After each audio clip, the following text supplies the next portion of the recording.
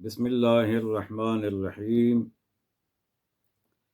عزیز طلبہ و طالبات اور دوستان عزیز، اس سے پہلے ہم الحمدللہ تجوید کے کافی سارے اسباق پڑھ چکے ہیں اور یقیناً آپ نے ان کی خوب پریکٹس بھی کر لی ہوگی۔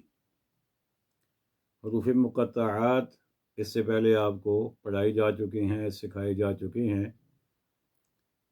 آج کا سبق بھی اسی حوالے سے ہے، کچھ نئی چیزوں کے ساتھ۔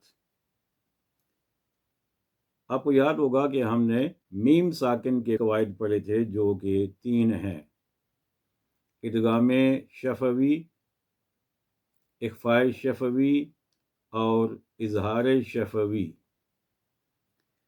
تو وہ جو قواعد ہیں ان کا اجراء حروف مقطعات میں بھی ہوتا ہے۔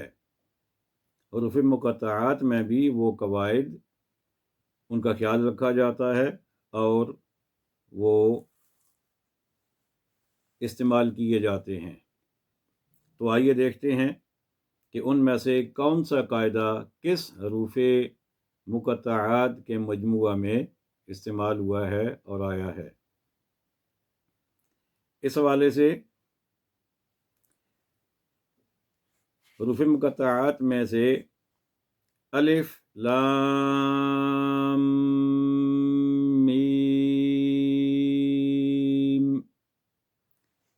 اس میں یہ جو میں نے ابھی آپ کے سامنے پڑھا، اس میں ادغام شفوی کا قاعدہ لگایا گیا ہے اور وہ اس میں آیا ہے۔ وہ اس طرح کہ ادغام شفوی آپ کو معلوم ہے کہ ایک میم ساکن ہو اور اس کے بعد متحرک میم آ جائے، حرکت والی، زبر زیر پیش والی، تو پہلی میم دوسری میم میں مدغم ہو جاتی ہے، اس میں مل جاتی ہے اور پھر اس کے اوپر شد آ جاتی ہے اور غنہ ہوتا ہے۔ تو یہاں بھی دیکھیے، الف یہ الگ حرف ہے، اس کے بعد ہے لام، لام، الف اور میم، تو آخر میں میم ساکن ہے۔ اس کے بعد ہے میم، تو میم میں پہلا میم متحرک ہے، یعنی اس کے نیچے زیر ہے، تو یہاں لام کی میم میم کی پہلی میم میں مدغم ہو جائے گی۔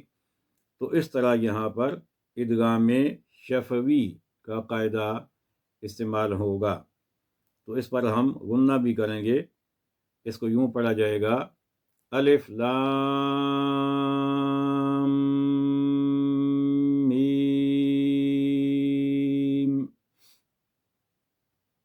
یہ جو درمیان میں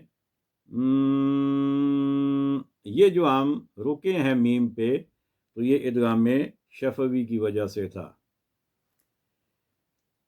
دوسرا کلمہ جو حروف مقطعات میں ہے، الف لام میم را، اس میں بھی بالکل وہی قاعدہ استعمال ہوا ہے۔ اور تیسرا الف لام میم صاد، تو یہاں پر اس میں بھی وہی قاعدہ استعمال ہوا ہے۔